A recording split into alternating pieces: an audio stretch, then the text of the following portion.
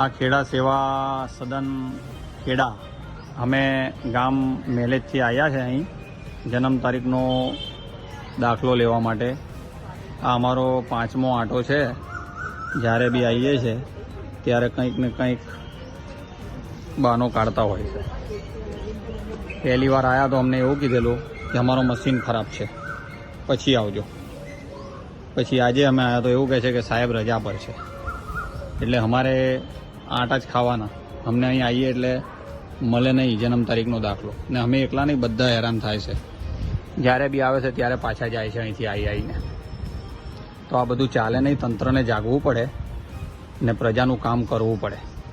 ને જવાબ પણ સરકાર આપતા નથી. અંદરથી પૂછીએ એટલે બસ જવાનું જ કહી દેશે કે પછી આવજો, અત્યારે હાજર નથી કોઈ અહીં. એવું થોડું ચાલે. અમે મેલેજથી આવીએ, ભાડું જાય અમારું, ટાઈમ બગડે, કામ બગડે, ને અહીંથી પાછું જવું પડે અમારે.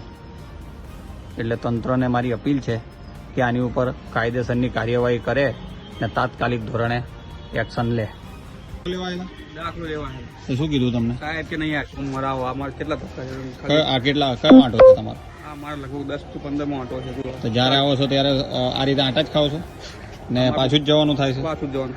આજે બી એવું જ કીધું કે સાહેબ નહીં આવ્યા? સાહેબ ના સોમ મરાવો. હું બી આવેલો તો મને એવું કીધેલું કે મશીન બગડેલો છે. મશીન ને આજે આવ્યો તો આજે મને એવું કીધું કે સાહેબ નહીં, એટલે આપણે આંટા જ ખાખા કરવાના. 1 તારીખે ડિલિવરી થઈ છે, 9મા મહિના 1 તારીખે, પહેલા મહિનામાં ડિલિવરી થઈ છે.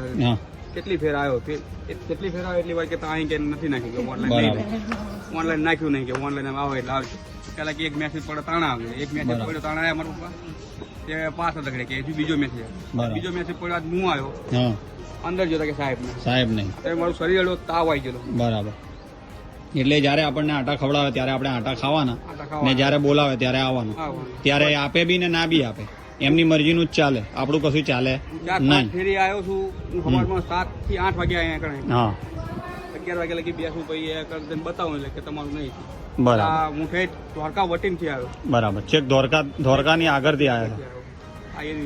સારું, ચલો વાંધો નહીં, આપણે રજૂઆત કરીએ ઉપર. બરાબર. તમારી ઝઘડો કરીને પણ મારે તમારી જોડે શું લેવાનું છે? હું તો મારા બાબાનો જન્મ તારીખનો દાખલો લેવા આવ્યો છું. અમારે થોડા આટા ખાખા કરવાના છે. રજા ઉપર છે તો તમારે જાણ કરવી પડે, કહેવું પડે કે રજા ઉપર છે. અમે આવીએ ને તમે કહી દો રજા ઉપર છે, થોડું ચાલતું હશે એ રીતે? વ્યક્તિગત ના કરવાની, બહાર નોટિસ બોર્ડ પર લગાવવાનું હોય. વ્યક્તિગત જાણ ના કરવાની હોય ને તો બહાર નોટિસ બોર્ડ પર લખીને લગાવવું પડે. તમારે ક્યાં ટાઈમે સાહેબ રજા ઉપર રહેશે, તમારે નહીં આવવાનું. આ 2 જણા કામ બગાડીને આવ્યા છે, હું કામ બગાડીને આવ્યો છું, તો અમારે અમારું ટાઈમ મહત્વનું છે. એવું થોડું કે તમે જયારે આવીએ ત્યારે પાછા કાઢો. અમારી ભૂલ કઈ હતી? ભૂલ તમારી કહેવાય. અમે પહેલા આવ્યા ત્યારે તમારું મશીન બગડેલું હતું, અત્યારે આવ્યા ત્યારે તમે એવું કહો છો કે સાહેબ રજા પર છે, તો અમારે આ રીતે આટા ખાખા કરવાના છે? અમારે કામ ના હોય બીજું? પેલા બચારા જે દ્વારકાના આગળથી 2 જણા આવ્યા છે, તો એમને તમે પાછા મોકલો છો, તો એ રીતે થોડા અમારે આટા ખાખા કરવાના છે? ને અમને તો જયારે અમે પૂછીએ છીએ તો આ જ રીતે જવાબ આવે છે, સીધું જવાબ જ નહીં આવે. ઝઘડો એ અમારી જોડે કરે છે, અમને કહે છે તમે ઝઘડો કરો. તો એવું થોડું ચાલતું હશે? ને અમારા ગામના જેટલા આવે છે એટલા હેરાન થાય છે અહીંયા આગળ લેવા માટે. જયારે આવે છે ત્યારે તમે પાછા મોકલો છો. તમે કરો ને, તમારી જોડે નંબર છે જ ને દિનેશ કાકાનો?